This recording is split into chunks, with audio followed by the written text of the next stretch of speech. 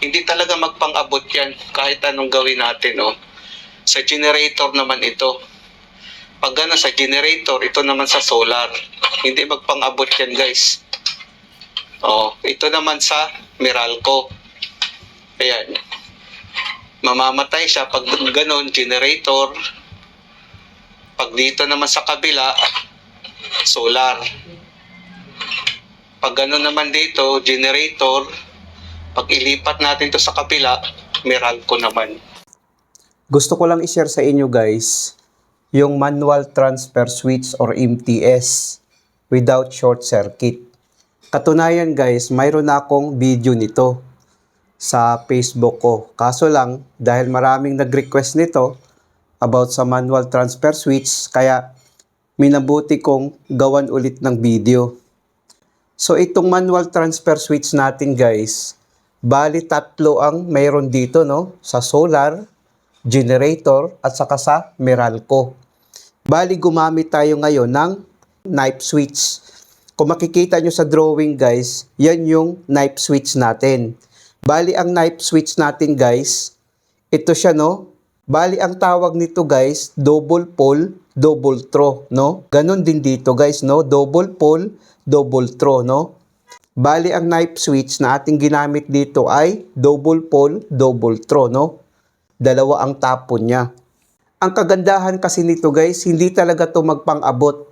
Wala talagang short circuit dito na mangyayari. Kunyari ngayon, no? Papaganahin natin ngayon ang Meralco.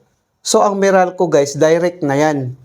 Kung makikita natin guys, no? Pag i-on natin tong circuit breaker natin, itong CB natin, ito na yung circuit breaker, automatic na yan, no? Papunta ngayon sa load natin. Walang salubong dito na mangyayari kahit ibaliktad mo pa yan. Ngayon guys, pag gusto mo naman sa generator, ilipat mo lang ito guys. Itong polarity niya, no? Ilipat lang natin to. Sa generator naman ito, no? Bali ito kasi siya, lilipat to dito sa kabila. Gaganon siya, oh. Kung makikita natin, no? Gaganon siya. No? Gaganon siya, no? Lilipat siya sa kabila. So ngayon, ito ngayon ang gagana no sa generator kung makikita natin no. Papunta sa generator. Kung makikita natin no, papunta sa load natin. Hindi talaga magpang-abot yan guys. Kung titignan natin no. Ngayon, pag ilipat naman natin to dito sa solar, ito siya.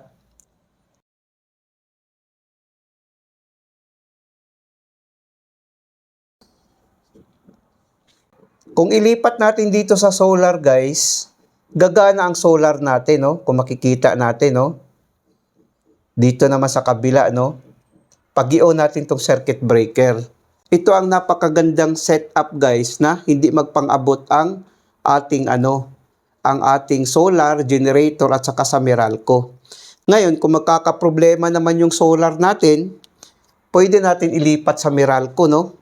Pag ilipat natin sa Meralco guys, ito siya guys, itong knife switch na ito, ilagay lang natin dito, no? Automatic na yan.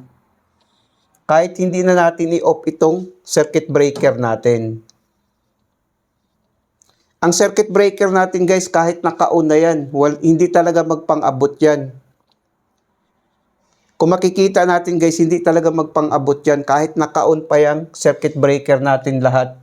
If ever na masira yung solar natin, pwede natin i-set up sa Meralco, no? Kasi manual transfer switch siya, i-transfer lang natin sa kabila, no? Pag transfer sa kabila, guys, sa Meralco naman. Ito ang kagandahan na set up sa ating solar generator at saka sa Meralco. Kung makikita natin, guys, no? Yan, sa Meralco yan. Papunta na ngayon sa load natin. Ngayon, pag ilagay naman natin to dito sa kabila, ito siya, ilagay natin sa kabila, igano natin. Ito naman ay, pag ganyang setup guys, kung makikita natin, no, yan ay sa solar, no? Sa solar yan, kung makikita natin. Pag ilipat naman natin to sa generator guys, itong knife switch 1 na ito, ilipat lang natin, iganon lang natin sa kabila, no? Pihitin lang natin dito. Ganon lang siya, oh. Kung makikita natin. Iganon mo lang. So ngayon, ang kuryente ngayon dadaloy dito no, papunta sa load natin. Hindi talaga magpang-abot yan guys. Kahit naka-on pa yan lahat, ang sa solar, generator at saka sa Meralco, hindi talaga magpang-abot ang power niyan. Kahit ilagay mo dito, Meralco, pag dito naman ilipat mo, hindi gagana, no? Dahil sa Meralco, pag ilipat mo naman dito, pag ilipat mo naman sa kabila, generator, pag dito naman sa solar. Ito ang kagandahan guys na set up sa ating manual transfer switch na gamit ang knife switch. Sana guys nakapagbigay ito ng kunting kaalaman sa mga baguhan. Maraming salamat sa inyo guys. Hanggang sa muli.